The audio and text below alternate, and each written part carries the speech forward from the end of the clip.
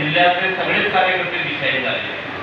ज्या पद्धतीनं प्रत्येकानं सांगितलं, कोण गड्याकडे गेला, कोण यड्रावच्याकडे गेला, मग आमच्यासारखा कार्यकर्ता सुद्धा जिल्हा परिषद तालुक्यामध्ये लढवायचं तर मी व्हीव्ही साहेबांना भेटायला काय करू।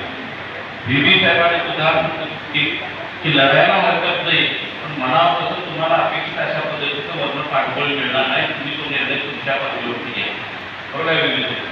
आणि मग काय करावं, अशा वेळी मी काय करायला पाहिजे। माझ्यासारखा मी तालुक्यामध्ये मी 2 आमदारकी लढवली आहे, माझ्या घरात माझ्या चिरंजीवाला जिल्हा परिषद उभा करायचं होतं, मग मी तुतारी करून कुठं जाणार या भावनेमध्ये मी होतो। म्हणून ते फॉर्म भरायच्या आदल्या दिवशी विद्युतांना भेटा आल्यावर मग वर्ण ज्या पद्धतीनं राष्ट्रवादीच्या सगळ्या नेते मंडळींच्याकडनं, मग डॉक्टर अमोल कोळे असू दे,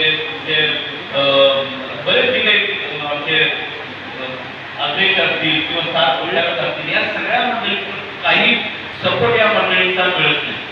ही माणसं सभेला बोलवता सुद्धा येत नाही, मग काय करणार। मग आम्ही कुणाकडे बघायचं आणि कसं उभा करायचं, अशा पद्धतीची संभ्रम अवस्था। मग अगदीच हातबल झालेले व्हीव्ही साहेबांना ते सगळ्यांना मिळालं। मग व्हीव्ही साहेबांना सांगितलं, व्हीव्ही साहेबांना आता काय कोणाला बघावं, व्हीव्ही साहेब म्हणजे तुम्हाला भविष्यात तुम्ही निर्णय घ्या। मग आम्ही तालुक्यामध्ये काँग्रेस बरोबर एकत्रित झालो। मग तो विचार घेऊन आम्ही काँग्रेसच्या चिन्हावरती माझ्या चिरंजीवाला मी त्या ठिकाणी उभा केला।